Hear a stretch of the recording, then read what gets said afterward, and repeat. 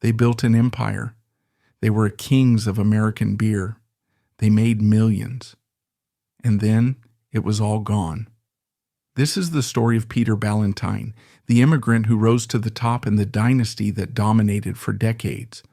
But beneath the surface of success lies the rot, one of pride, of blindness to a changing world, and a series of mistakes that could not be undone. Buckle up. We're about to uncover the spectacular rise and the stunning fall of the Ballantine Beer empire. Our story begins not in America, but in the rolling hills of Scotland. Born in Scotland, he was exposed to brewing traditions before emigrating, though the details of his early training are uncertain. He was a practical man with an ambitious dream, and the siren song of 19th century America, a young nation bursting with industrial growth and opportunity, was too loud to ignore.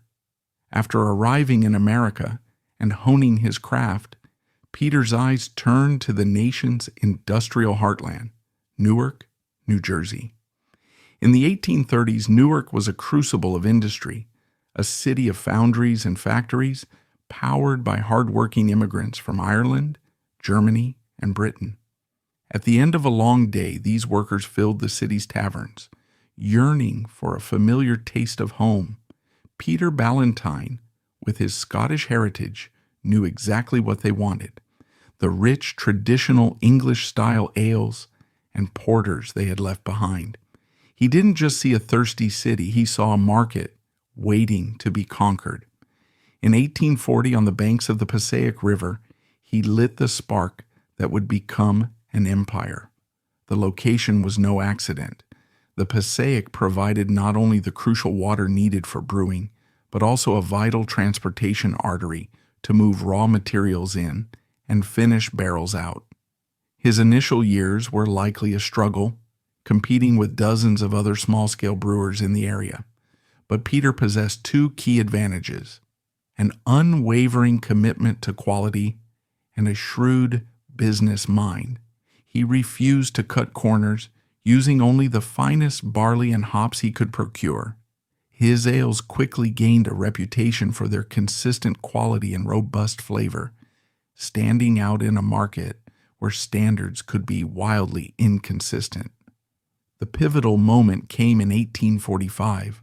Recognizing the need for capital and expertise to expand, he entered into a short-lived partnership to boost capacity. This partnership allowed for a significant increase in production. They were no longer just a small local brewery. They were becoming a serious commercial enterprise. For 5 years, the partnership flourished, establishing the Ballantine name as a mark of quality throughout Newark and the surrounding region. But Peter was not a man who was content to share control. His vision was singular, his ambition all-encompassing. Around 1850, in a move that demonstrated both his confidence and his financial acumen, he bought out his partner. The company was now his, and his alone. He immediately began purchasing more land along the river, laying the groundwork for an expansion that would dwarf his previous operations. He wasn't just building a brewery, he was crafting a legacy, one barrel of English-style ale at a time. This was more than just a business. It was a testament to the American dream, a monument to a new life forged on foreign soil. Peter Ballantine was not merely a businessman, he was a patriarch, a man who instilled his work ethic and passion into his children. He understood that a true dynasty could not be built by one man alone. It required a new generation, imbued with the same values and vision, to carry the torch forward. He and his wife, Julia, raised 3 sons who would become the pillars of the family empire: Peter Hood, John Home, and Robert Francis. From a young age, the boys grew up in the shadow of the brewery. The sweet, malty aroma of the mash tun was the scent of their childhood. They learned the business not from ledgers and textbooks, but from walking the brewery floor, listening to the rumble of the machinery, and observing their father's tireless dedication. The formalization of this new generation's role came in 1857, a landmark year for the family. The company, which had been operating under Peter's sole name, was officially rechristened P. Ballantine and Sons. This was far more than a simple name change. It was a public declaration of intent. It signified that this was no longer the venture, say, of a single immigrant founder, but a multi-generational dynasty, a family enterprise with roots running deep into the soil of their adopted homeland. The name itself conveyed a sense of permanence, tradition, and shared destiny. It told their customers, their competitors, and the city of Newark that the Ballantines were here to stay. Under this new collective leadership, the company entered a period of explosive growth. The sons, full of youthful energy and new ideas, complemented their father's seasoned experience. They pushed for modernization, investing in new brewing technologies as they became available. They expanded their distribution networks, using the growing railway system to push Ballantine ales into new markets beyond New Jersey. The Civil War, a tumultuous period for the nation, proved to be a boon for northern breweries like Ballantine, which supplied beer to the Union Army. Peter Ballantine remained the guiding force, the patriarch at the head of the table, until his death in 1883 at the venerable age of 92. He had lived to see his humble brewery on the banks of the Passaic transform into one of the largest and most respected in the nation. He had not only achieved the American dream for himself, but had secured it for his children and grandchildren.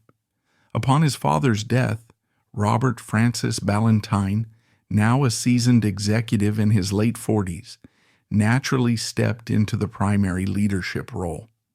He became the de facto general manager, the driving force behind the company's continued expansion. Robert was a man of his time, a Victorian industrialist with a keen sense of civic duty and a belief in progress. He was not just a brewer, he was a prominent citizen of Newark, a philanthropist, and a respected business leader. He oversaw a massive expansion of the brewery complex, which by now had grown to cover several city blocks. By the 1880s, the brewery complex covered several city blocks, employing hundreds of workers and operating like a self-contained industrial district. The late 19th century was the golden age of American brewing, and P. Ballantine and Sons was at the forefront. They were masters of their craft, specializing in the ales and porters that had made them famous, but they were also savvy enough to see the changing tides. The wave of German immigration in the mid-century had brought with it a new taste, lager. While Ballantine remained true to its ale brewing roots, they also began producing a lager beer to compete in this growing market segment. It was a testament to their adaptability and their refusal to be complacent. The family's dinner table conversations must have been fascinating during this era. Debates about the merits of top fermenting ale yeasts versus bottom fermenting lager yeasts, discussions of new bottling technologies, and strategic plans for conquering new territories. The brewery wasn't just a business, it was the all-consuming passion of the Ballantine clan.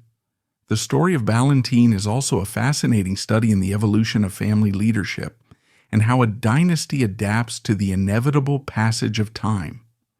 As the 19th century drew to a close, the second generation of Ballantines, the sons of Peter, began to age. The future of the company rested on the shoulders of the third generation, and it was here that the family tree took an interesting and crucial turn. The line of succession would not pass through a son, but through a son-in-law, a man who brought a completely different set of skills to the family enterprise. This pivotal figure was George Griswold Frayling Huysen. To understand his significance, one must understand the prominence of his own family. The Frayling Huysens were New Jersey political and legal royalty, a dynasty in their own right, with a lineage stretching back to the colonial era. They were senators, attorneys general, and secretaries of state. George, born in 1851, was steeped in this world of law, finance, and public service. He was a graduate of Rutgers College in 1870 and later Columbia Law School, a man of intellect and sophistication. His connection to the Ballantine brewing empire came through his marriage to Sarah Ballantine, the daughter of Peter Hood Ballantine and the granddaughter of the founder, Peter. This union was more than just a marriage. It was a merger of two of New Jersey's most powerful families, one representing industrial wealth, the other representing political and legal influence. George did not enter the family business as an outsider. He had been serving as the company's vice president for years, learning the intricacies of the brewing industry from his father-in-law and uncles.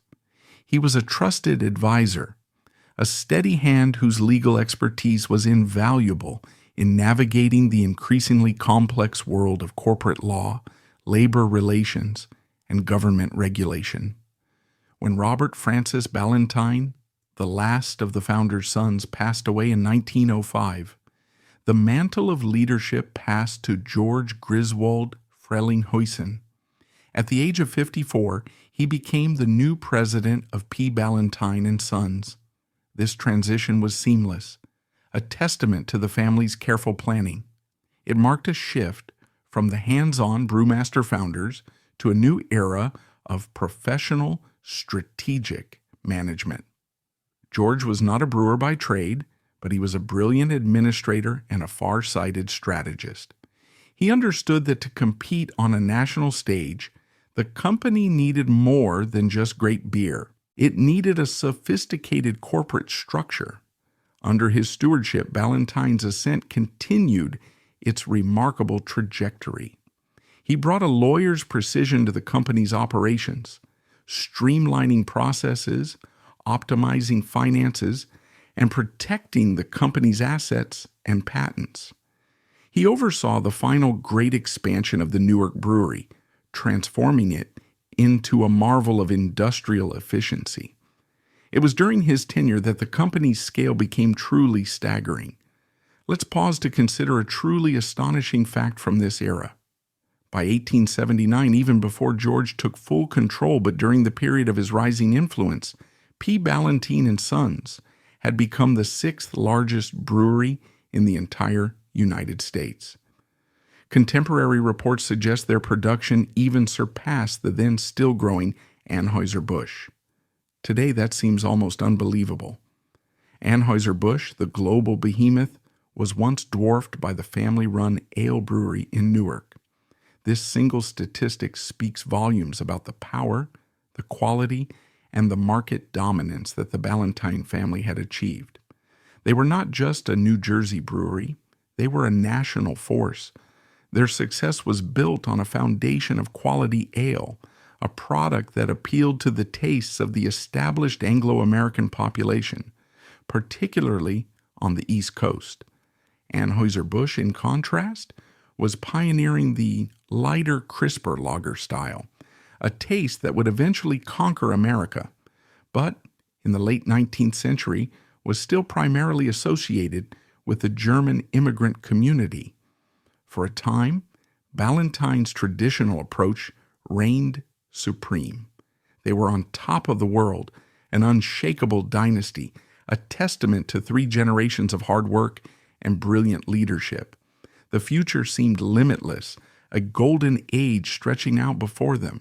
But on the horizon, a storm was gathering, a moral crusade that would threaten to bring the entire American brewing industry and the Ballantine Empire along with it to its knees. The dawn of the 20th century found P. Ballantine and Sons at the zenith of its power and prestige. Under the astute leadership of George Griswold Frelinghuysen, the company was a model of industrial success. The Newark Brewery was a sprawling complex, a landmark of the city producing hundreds of thousands of barrels of beer and ale annually. The Ballantine name was synonymous with quality, tradition, and prosperity. Yet no amount of business acumen or financial success could insulate the company from the seismic social and political shifts that were reshaping America. A movement that had been simmering for decades was about to boil over, threatening the very existence of the Ballantine Dynasty and every other brewer in the nation. This was the era of the temperance movement. For decades, organizations like the Anti-Saloon League and the Women's Christian Temperance Union had been waging a relentless war against alcohol. They saw it as the root of all social ills: poverty, crime, domestic abuse, and moral decay.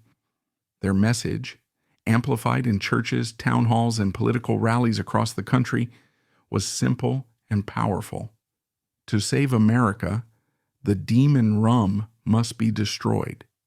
They were master propagandists, portraying brewers like the Ballantines, not as respectable businessmen, but as purveyors of poison, who profited from human misery. For brewers, this was an existential threat. They organized their own counteroffensives, arguing that beer was the drink of moderation, a wholesome beverage enjoyed by hardworking families. They painted a picture of the economic catastrophe that would follow a ban on alcohol, the loss of thousands of jobs, the collapse of a major industry, and the disappearance of billions in tax revenue. The Ballantines, with their deep roots in the community and their reputation as benevolent employers, were likely at the forefront of this fight in New Jersey. George Griswold Frelinghuysen, with his legal and political connections, would have used all his influence to lobby against the rising tide of prohibitionist sentiment. But it was a losing battle. The moral fervor of the movement, combined with the political upheaval of World War I, during which German-American brewers were villainized and the grain used for brewing was decried as a waste of resources needed for the war effort, created an unstoppable momentum. In 1919, the 18th Amendment to the Constitution was ratified. It was a stunning victory for the dries and a death sentence for the wets. As of January 1920, the manufacture, sale, and transportation of intoxicating liquors would be illegal. For P. Ballantine and Sons, a company that had operated continuously for 80 years, this was an unimaginable cataclysm. The massive brewery, the pride of Newark, was forced to fall silent. The great mash tuns were emptied, the fires in the kilns were extinguished, and the thunderous noise of the bottling line ceased. Hundreds of skilled workers, brewers, coopers, teamsters, and bottlers, found themselves without a job. It was a devastating blow not only to the Ballantine family, but to the entire city of Newark, which had come to rely on the brewery as a cornerstone of its economy. The Ballantine family faced a stark choice: liquidate the company and walk away with their fortune, or find a way to weather the storm. True to their founder's resilient spirit, they chose to fight for survival. They couldn't make beer, but they could still leverage their vast facilities and expertise in grain processing. Like many other brewers of the era, they pivoted to producing near beer, a de-alcoholized brew that was legal but almost universally disliked. Their primary survival strategy, however, lay in another product, malt syrup. A can of Ballantines, malt syrup, a packet of yeast, and a little patience were all it took to defy the 18th Amendment in the privacy of one's own kitchen. While the company could never officially endorse this use, it was an open secret, and the demand for malt syrup kept the lights on at the Newark plant. It was a strange shadow existence for the once mighty brewery. They were no longer crafting the fine ales that had made their name, but instead producing a key component for a nationwide underground industry. It was a period of immense struggle and uncertainty. The family held on, preserving the company's assets, paying their taxes, and waiting, hoping, praying for the day when sanity would be restored and the nation would once again be free to raise a glass. That day finally came, but it would arrive in a form the family may not have expected. The noble experiment of prohibition proved to be a colossal failure. It did not create a more sober and moral nation. Instead, it fueled the rise of organized crime, speakeasies, and widespread contempt for the law. By the early 1930s, with the nation mired in the Great Depression, the argument for repealing prohibition became overwhelming. The government desperately needed the tax revenue, and the people desperately needed jobs and a legal drink. In 1933, the 21st Amendment was ratified, officially repealing the 18th. A wave of euphoria swept the nation. Breweries that had managed to survive began the frantic process of retooling and restarting their operations. For the Ballantine family, this should have been a moment of ultimate triumph, the vindication of their long and patient struggle. But in a move that stunned the industry, they made a different choice. Immediately after repeal, the Ballantine family, who had so tenaciously held on to ownership throughout the 13 dark years of Prohibition, decided to sell the company. Why? Why, after enduring the worst, did they choose to walk away at the dawn of a new golden age? The historical record is not entirely clear, but we can speculate. The leaders of the company, including George Griswold Frelinghuysen, were now much older. The reasons for the sale are not fully documented. Historians point to possible capital needs and leadership changes after Prohibition. They had preserved the name and the assets, and now they were ready to pass the torch. The buyers were two brothers, Karl and Otto Badenhausen. They were not brewers by trade, but savvy financiers and entrepreneurs who saw a golden opportunity. They purchased the legendary name, the sprawling Newark Brewery, and the considerable goodwill that the Ballantine brand still commanded. For the Ballantine family, it was the end of a 93-year reign. The direct line of control that had passed from Peter Ballantine to his sons and then to his grandson-in-law was now finally broken. It was a poignant and bittersweet conclusion to the founding family story. They had built an empire, navigated it through its greatest trial, and brought it to the shores of a new era, only to hand the keys to someone else. The era of successor management had begun. If the Ballantine family had been the architects and custodians of the empire, the Badenhausen brothers were to be its brilliant showmen. From the moment they took control in 1933, Karl and Otto injected a new energy and a modern, aggressive business philosophy into the old company. They respected the heritage and the quality of the beer, but they understood that in the new post-prohibition world, a good product was not enough. You had to capture the public's imagination. You had to build not just a brewery, but a brand. And in this, they were masters.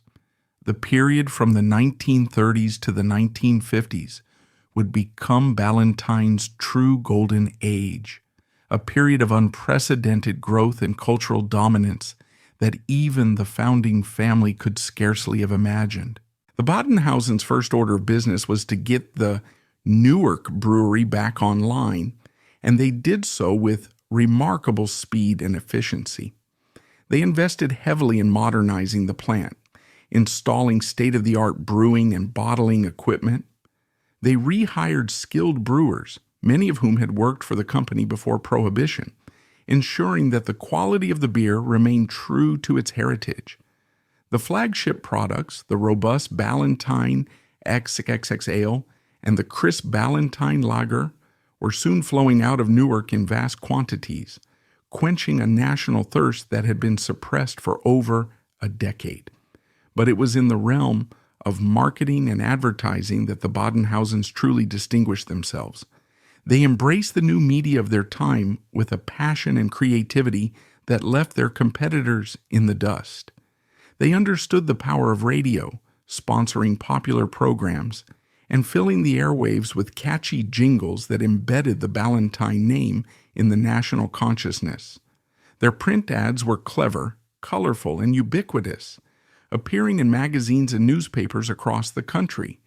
Their most revolutionary and enduring marketing stroke, however, came with their foray into the nascent medium of television and their legendary association with America's pastime, baseball. In the 1940s, the Badenhausens signed a deal that would intertwine the Ballantine brand with one of the most storied franchises in all of sports, the New York Yankees. Ballantine became the first ever television sponsor for the team, a pioneering move that would redefine sports marketing. Imagine yourself in a living room in post-war America, gathered with your family around a small black and white television set. You're watching the Bronx Bombers, the era of Joe DiMaggio and later Mickey Mantle. And between innings or after a towering home run, you'd hear the smooth, familiar voice of Yankees announcer Mel Allen exclaim, "That was a Ballantine blast," or call for a Ballantine beer, the fans' beer. The association was seamless, powerful, and incredibly effective. Ballantine wasn't just a beer, it was the taste of victory, the sound of summer, the companion to America's favorite game. The distinctive three-ring logo representing purity, body, and flavor became as iconic as the Yankees' pinstripes.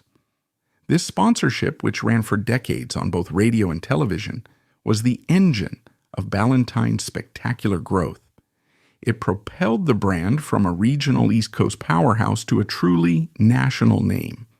The sales figures from this era are staggering. Ballantine beer and ale were being shipped to every corner of the country.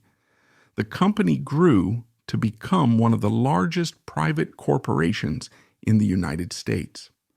In the fiercely competitive American brewing industry, Ballantine climbed to the number 3 spot in production, a titan of the industry, surpassed only by the Midwestern giants, Anheuser-Busch and Schlitz. The product line itself was a testament to their commitment to quality. Ballantine XXX Ale, with its recipe dating back to the 1840s, remained the heart and soul of the brand. It was a rich, complex, top-fermented ale, a throwback to an older brewing tradition that stood in stark contrast to the light, fizzy lagers that were beginning to dominate the market. For those who appreciated a beer with real character and flavor, Ballantine Ale was the gold standard. They also produced a highly regarded India Pale Ale, IPA, a style that was rare in post-Prohibition America. It was intensely hoppy, bitter, and aromatic, a connoisseur's beer that showcased the brewer's skill. But perhaps the most legendary of all their products was the mythical Ballantine Burton Ale. This was not a beer for the masses. It was a special brew, crafted in limited quantities and aged for an incredible length of time, anywhere from 7 to 20 years, in massive oak tanks. It was said to be a beer of extraordinary complexity and depth, more akin to a fine old wine or a rare cognac. It was reserved for special occasions, given as gifts to dignitaries, and enjoyed by a select few. The Burton Ale was the crown jewel of the Ballantine portfolio, a symbol of the company's unwavering dedication to the art of brewing. Under the brilliant leadership of the Badenhausen brothers, the Ballantine Empire reached heights of success that would have made its founder, Peter Ballantine, swell with pride. They had taken his legacy and amplified it, transforming his family company into an American icon. The brewery in Newark was a humming, thriving metropolis of beer production, a symbol of post-war prosperity. From the taverns of New England to the ballparks of the Bronx, Ballantine was the king. It seemed as though the good times would never end, but the same forces of change that had once threatened the company with extinction were gathering once more, this time in a more subtle but no less dangerous form. A shift was coming, not in the laws of the land, but in the palates of the people. The American landscape of the 1960s was one of profound and rapid change. It was a decade of cultural revolution, of new music, new fashions, and new attitudes. And as America changed, so too did its tastes. The post-war generation, raised in an era of unprecedented prosperity and convenience, began to gravitate towards products that were lighter, simpler, and more uniform. This trend extended to everything from food to automobiles, and it had a particularly dramatic impact on the beer industry. The robust, flavorful, and sometimes challenging character of traditional ales like Ballantines began to seem old-fashioned to a new generation of beer drinkers. The tide was turning decisively towards light, crisp, and easy-drinking American-style lagers. These were beers that were less filling, lower in alcohol, and possessed a milder flavor profile that was designed for mass appeal. National television advertising, now in its golden age, played a huge role in this shift. Competitors like Anheuser-Busch with Budweiser and Schlitz blanketed the airwaves with commercials that depicted their beers as the perfect accompaniment to a modern, active, fun-loving lifestyle. Their message was one of refreshment and sociability, and it resonated powerfully with the burgeoning youth market and the suburban middle class. Ballantine, for so long a master of marketing, suddenly found itself on the back foot, its traditional, robust ales seeming increasingly out of step with the times. For a company that had built its modern success on being perfectly in sync with the American mood, this disconnect was the first tremor of a coming earthquake. The problem wasn't a sudden drop in quality or a single catastrophic business decision. It was a slow, creeping obsolescence. The very things that had once been Ballantine's greatest strengths, its heritage, its traditional recipes, its deep association with an older, more established East Coast culture, were now becoming liabilities. The youth of the 1960s didn't want their father's beer. They wanted their own. And their own was lighter, fizzier, and marketed with an imagery of sun-drenched beaches and carefree parties, a world away from the mahogany-paneled bars and baseball stadiums that were Ballantine's heartland. The company's advertising, once the gold standard of the industry, began to feel stale. While Budweiser was the king of beers and Miller was pouring the champagne of beers, Ballantine's messaging remained rooted in its three-ring symbol of purity body flavor. It was a message of quality and craftsmanship in an era that was beginning to prioritize image and lifestyle. Their commercials, still heavily reliant on the Yankees sponsorship, appealed powerfully to their loyal, aging customer base, but they failed to capture the imagination of new drinkers. They were speaking a language that a growing segment of the market no longer understood or cared about. The end of the iconic New York Yankees sponsorship in 1966 was a particularly devastating blow, both financially and psychologically. For over 2 decades, Ballantine and the Yankees had been inextricably linked. The sponsorship was more than just an advertising contract. It was a cultural institution. But as the 1960s wore on, the Yankees franchise itself entered a rare period of decline, and the cost of the sponsorship continued to escalate. Other national beer brands with deeper pockets and a more aggressive growth strategy were circling. The decision to part ways, whether driven by cost, a change in marketing strategy, or a combination of factors, severed the brand's most powerful connection to the American public. The Ballantine blast faded from the airwaves, and with it, a huge part of the brand's identity. Faced with this eroding market share, the leadership at Ballantine was confronted with a critical dilemma. Should they change or double down? Should they reformulate their products to compete with the light lagers? Or should they reemphasize their traditional quality and hoped to ride out the storm. They seemed to do a little of both and a lot of neither. They introduced new lighter beers, but these were often half-hearted efforts that failed to make a dent in the market. They were seen as Me Too products from an ale company, lacking the authenticity and massive marketing support of their rivals. At the same time, their continued promotion of the classic XXX Ale felt like a message aimed at a shrinking audience. They were caught between two worlds, unable to fully commit to the future without betraying the past that had made them great. This strategic paralysis was exacerbated by a growing instability at the very top of the company. The steady visionary leadership of the Badenhausen brothers, which had defined the Golden Age, gave way to a tumultuous period of constant change. In 1964, Karl Badenhausen, the marketing genius behind the post-prohibition resurgence, sold the company to a consortium of investors, though he stayed on in a leadership capacity until 1969. His departure marked the end of an era. The soul of the company, the driving force that had understood the American consumer so intuitively, was gone. What followed was a revolving door of general managers, a clear sign of a corporation in crisis. Each new leader arrived with a different plan, a different philosophy, and a different set of promises. John E. Farrell took the helm in 1964 in the immediate aftermath of the sale. He was likely a numbers man, brought in by the new investors to streamline operations and cut costs. His focus would have been on the balance sheet, trying to manage the declining revenues and shrinking profit margins.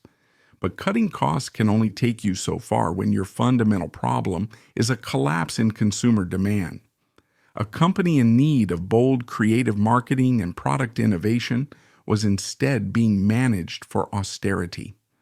By 1967, it was clear that Farrell's approach wasn't working, and he was replaced by Richard Griebel. Griebel may have been a marketing man, an attempt to recapture the old Badenhausen magic.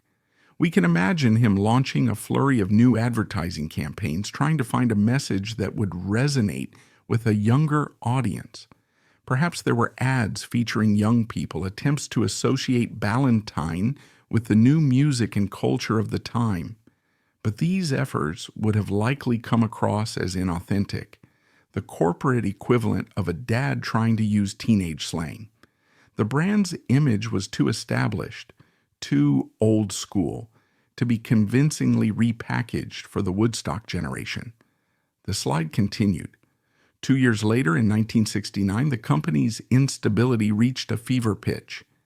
In that single year, 2 different men held the top job. First came Jack Waldron, whose tenure was so brief it barely registered. He was quickly followed by Stephen D. Hames.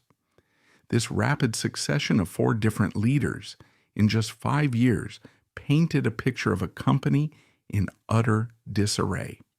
There was no long-term vision, no consistent strategy. Boardroom battles and investor panic were likely driving these constant changes. Each new CEO would have inherited a worsening crisis, implemented a short-term plan, and been shown the door when it failed to produce an instant turnaround. Morale within the company, from the executive suites to the brewery floor, must have been at an all-time low. The loyal and long-serving employees who had taken such pride in working for a titan of the industry now watched as their company floundered, leaderless and adrift. Amidst this corporate chaos, there were moments of poignant, almost desperate attempts to reconnect with the brand's roots. From 1963 to 1964, the company sponsored a world-class drum and bugle corps in Newark, named the Ballantine Brewers. It was a gesture of community pride, a throwback to a time when Ballantine was the heart and soul of the city. The corps, with their sharp uniforms and powerful brass fanfares, were a source of local pride, but their fleeting success was a bittersweet counterpoint to the company's national decline. It was a noble effort, but a drum corps, no matter how magnificent, could not solve a national marketing crisis. The financial numbers told the brutal, undeniable truth. The company that had once been a titan was now bleeding cash at an alarming rate. By the early 1970s, the situation had become catastrophic, with sales in freefall and the massive aging Newark brewery requiring huge overhead to operate. Press accounts in the early 1970s reported losses of about $1 million a month. No company, no matter how storied its past, could sustain that kind of hemorrhage for long. The end was no longer a possibility. It was an inevitability. The investors who had bought the company just a few years earlier were now desperate to cut their losses and sell off the assets for whatever they could get. The vultures began to circle. One of them was the Falstaff Brewing Corporation. Based in St. Louis, Falstaff was another old established brewery that had achieved national prominence, but was now facing its own struggles with the changing market. They were a giant, but a wounded one. In a move that was likely seen as a way to acquire a legacy brand and valuable East Coast production capacity on the cheap, Falstaff entered into negotiations. In 1972, the deal was done. The once mighty P. Ballantine and Sons, its brands, its recipes, its history, and its very soul were sold to the Falstaff Brewing Corporation. The price was a testament to how far the company had fallen, for a reported $4 million, plus royalties. It was a fire sale price, a pittance for a name that had once been a household word and a brewery that had been a marvel of the industrial world. And with the sale came the final heartbreaking blow. Falstaff had no interest in operating the massive, inefficient Newark brewery. In May of 1972, the great brewery on the banks of the Passaic River, the heart of the empire, was shut down forever. The closure of the Newark brewery in May 1972 was more than just a business decision. It was the end of an institution. For 132 years, through depressions, world wars, and even prohibition, the Ballantine Brewery had been a constant presence, a symbol of Newark's industrial might and a source of livelihood for generations of families. Its sudden silence left a physical and psychological hole in the heart of the city. The sweet, malty aroma that had for so long been a part of the city's air was gone. The daily rhythms of shift changes, of trucks and trains moving in and out, ceased. It was the definitive, heartbreaking end of the Ballantine Empire as it had always been known. The body was gone. All that remained was the ghost of the brand. Under the new ownership of the Falstaff Brewing Corporation, the production of Ballantine beers continued, but at Falstaff's other facilities, primarily in Fort Wayne, Indiana. But it was not and could never be the same. A beer's character is a delicate alchemy of ingredients, equipment, and human skill. Drinkers and former employees later the beer tasted different under Falstaff, suggesting changes in water source, yeast, and equipment. The institutional knowledge of the Newark brewers, who understood the brand's nuances in their very bones, was cast aside. Almost immediately, loyal drinkers noticed a change. The Ballantine XXX Ale that now appeared on shelves lacked the depth, the complexity, and the distinctive flavor profile of the original. For a loyal drinker, it wasn't just different. It felt like a betrayal. Falstaff hadn't just changed the recipe to cut costs. They had ripped out its soul, leaving behind a hollow copy of a once great beer. Lawsuits were even filed, alleging that Falstaff had breached the terms of the sales contract by failing to maintain the original quality. But it was too late. The authentic taste of Ballantine was already a memory. The brand's new life under Falstaff was a slow, agonizing decline. Falstaff itself was a company in trouble, facing the same market pressures that had brought Ballantine to its knees. They were in no position to invest the massive resources needed to revive the brand. Instead, Ballantine became just another name in a portfolio of struggling heritage brands, a shadow of its former glory. The ultimate indignity came in 1975, when Falstaff itself, buckling under the weight of its own financial problems, filed for bankruptcy. The Ballantine brand was now the property of a bankrupt, failing corporation. It was a tragic coda to a once great story.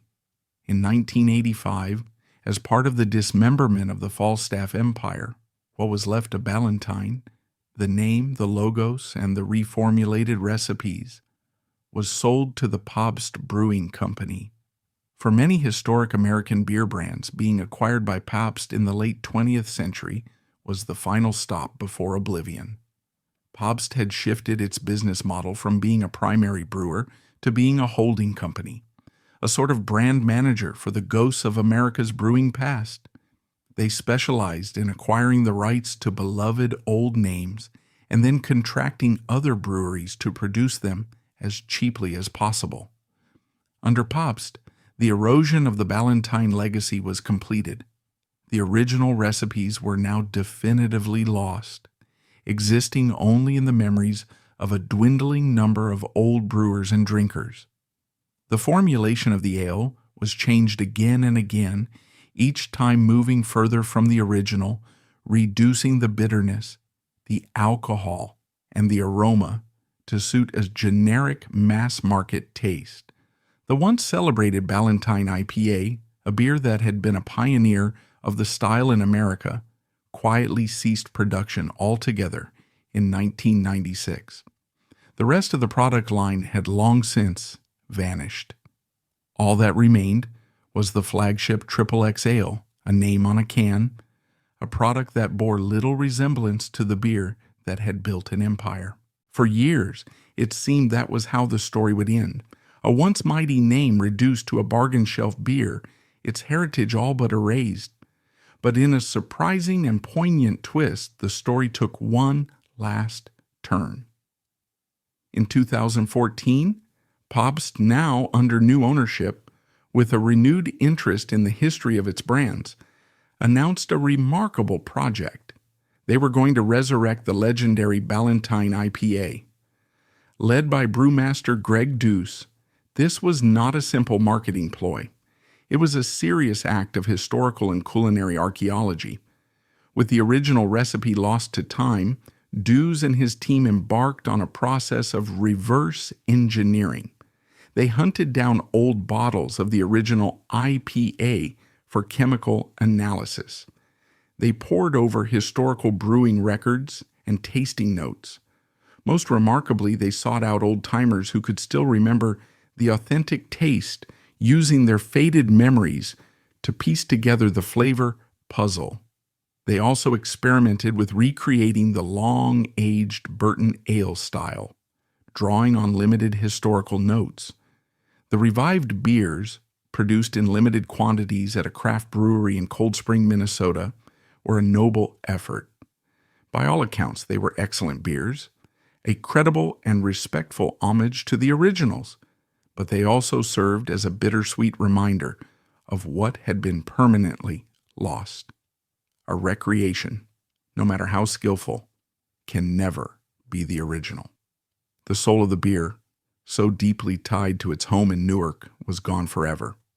It was a tribute to a lost heritage, not a true continuation of it.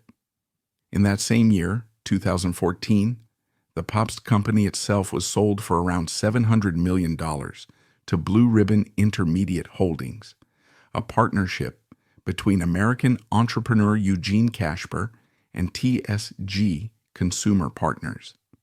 This placed the Ballantine name under yet another corporate umbrella, further removed from its family-owned roots.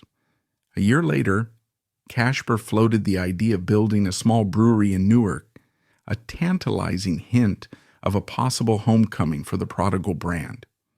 But no concrete plans ever materialized. It remained a fleeting dream, a recognition of the brand's roots that remains, to this day, disconnected from its reality. The brand is now positioned more towards the craft beer market, a niche player, a world away from the mass market titan it once was. The tale of Ballantine is a classic example of a lost beer dynasty, a painful lesson in how even the greatest empires can die a death by 1,000 cuts, a failure to adapt, unstable leadership, and a series of sales that stripped the brand of its soul until only a ghost remained. The family itself never went bankrupt. What vanished was the great company they had built. Ultimately, the story of Ballantine isn't just about beer. It's a profoundly human story about how fragile the great things we create can be, and a reminder that nothing is permanent. But in telling these stories, we honor the dream and the dreamer, a Scottish immigrant on the banks of a river who gave a new world its taste